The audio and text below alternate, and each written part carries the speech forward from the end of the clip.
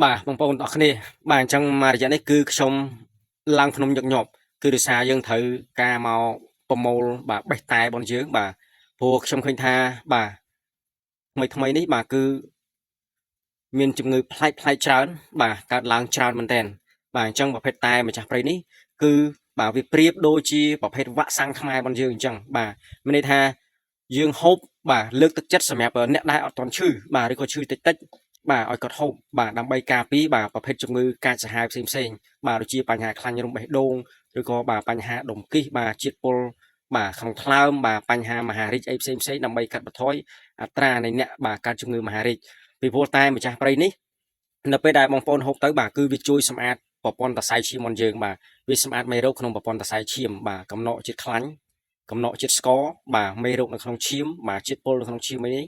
គឺវាបឺតលាងសម្អាតចេញមកក្រៅបាទអញ្ចឹងកាលណាវាបឺតលាងសម្អាតមកបាទប្រព័ន្ធតសៃឈាមរបស់យើងបាទប្រព័ន្ធភាពស៊ាំរបស់យើងក៏វារឹងមាំល្អបាទយើងអត់ងាយបាទឆ្លងជំងឺផ្សេងទេគឺសុខភាពល្អបាទអញ្ចឹងវាអាចបាទការពារកាត់បន្ថយនៃបាទការកើតនៅជំងឺបាទអត្រានៃជំងឺ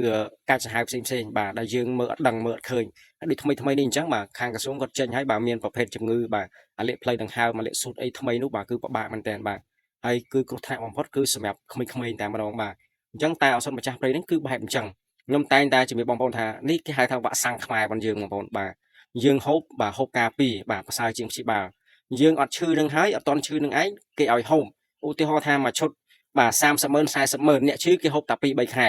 តែសម្រាប់យើងអ្នកជាយើងហូបមួយឆ្នាំកន្លះអីនោះបងប្អូនព្រោះអាហ្នឹងយើងអត់ហូបរាល់ថ្ងៃទេបាទមួយអាទិត្យយើងហូបម្ដងជួនកាលមួយខែ2 3ដងក៏បានដែរឬក៏មួយថ្ងៃមួយកែវក៏បានបាទអញ្ចឹងវាអត់ងាយអស់ទេអញ្ចឹងមួយឆ្នាំកន្លះបងប្អូនចំណាយ40,000រៀលប្រៀបដូចជាបងប្អូនបាទទិញជាវបាទដុកទ័រ4 10នាក់មកសម្រាប់ត្រួតពិនិត្យសុខភាពបងប្អូនជាប្រចាំអញ្ចឹងហើយបងប្អូនខ្លះគាត់ឆ្ងល់ថា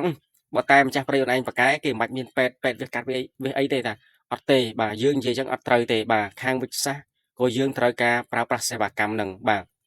ខាងខ្មែររបស់យើងក៏យើងត្រូវការប្រើប្រាស់សេវាកម្មនឹងដូចគ្នាព្រោះជំងឺខ្លះវាកប់ជាមួយនឹងឱសថបុរាណខ្មែររបស់យើងបាទព្រោះជំងឺខ្លះអីបាទគឺអត់ឈឺគឺយើងអាចហូបបានតែនេះអ្នកអត់ឈឺក៏ហូបបានដែរបងប្អូនណាខ្ញុំលើកទឹកចិត្តបាទហើយដូចជាខាងថ្នាំវិទ្យាសាស្ត្រតតែពេលឈឺណាបាទតតែឈឺបានអាចប្រើបានបើអត់តន់ឈឺប្រើអត់តន់បានទេគឺលក្ខណៈអញ្ចឹងលើកលែងតែប្រភេទវ៉ាក់សាំងទេបាទវ៉ាក់សាំងវិទ្យាសាស្ត្រគឺយើងចាក់ការពារមុនបាទហើយបើក្រៅពីហ្នឹងបើបងប្អូនអត់តន់ឈឺផងបងប្អូនទៅប្រើប្រាស់ក៏កើតដែរបាទដូចបងប្អូនរាកអញ្ចឹងបាទរាករស់បាទបងប្អូនទៅប្រើអត់តន់រាករូសផងទៅប្រើលេបមុនមិនកើតអត់ទេតតែឈឺពោះរាកឆ្វាកតែហ្មងអាហ្នឹងបានយើងអាចប្រើប្រាស់បានបាទដូចលើសឈាមអញ្ចឹងបាទថ្មីនេះខ្ញុំឃើញមានបងប្អូនខមមិនទាក់ទងមួយបញ្ហាលើសឈាមច្រើនបាទដូចបងប្អូនលើសឈាមបាទតតែបងប្អូនលើសឈាមហើយបានបងប្អូនទៅថ្នាំលេបបាទតែអ្នកខ្លះលើសតិចពិនិត្យឃើញហើយអត់ទិញលេបណាបាទ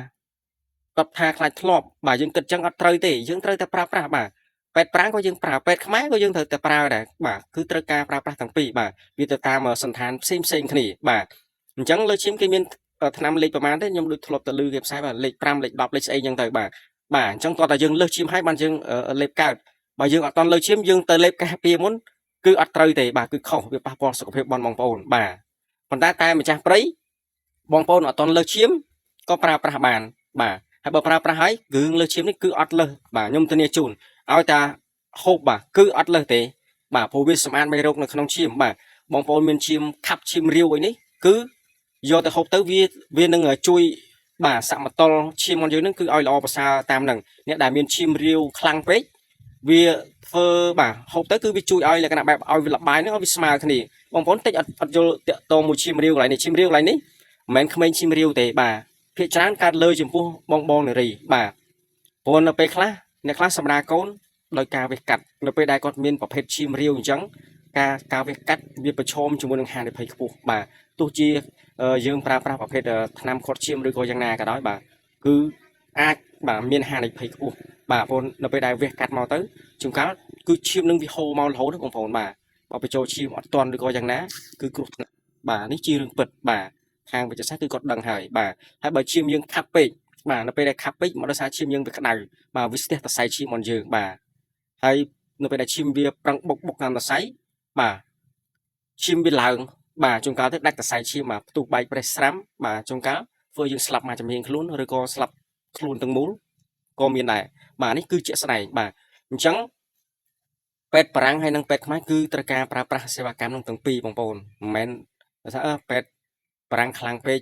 មិនប្រើពេទ្យខ្មែរខ្លាំងពេកមិនប្រើពេទ្យបារាំងគឺអត់ទេគឺប្រើទៅទាំងពីរទៅតាមកលៈទេសៈជាក់ស្ដែងបាទអញ្ចឹងតែឱសថម្ចាស់ព្រៃបាទខ្ញុំលើកទឹកចិត្តសម្រាប់អ្នកដែលជាបាទគឺប្រើប្រាស់ឲ្យបានជាប្រចាំបាទដើម្បីការពារកាត់បន្ថយនៅអត្រាជំងឺដែលកើតសាហាវផ្សេងបាទគឺវាល្អបែបអញ្ចឹងបាទអញ្ចឹងបញ្ជាក់មកវិញម្ដងទៀតបាទគឺពេទ្យពីរនេះគឺប្រើចាំបាច់ប្រើទាំងពីរបងប្អូនណាបាទគឺទៅតាមកលៈទេសៈពេលវេលាជាក់ស្ដែងបាទអញ្ចឹងបងប្អូនមានចម្ងល់មន្ទិលសង្ស័យអីបាទអាចប្រឹក្សាជាមួយខ្ញុំបន្ថែមបានបាទសូមអរគុណ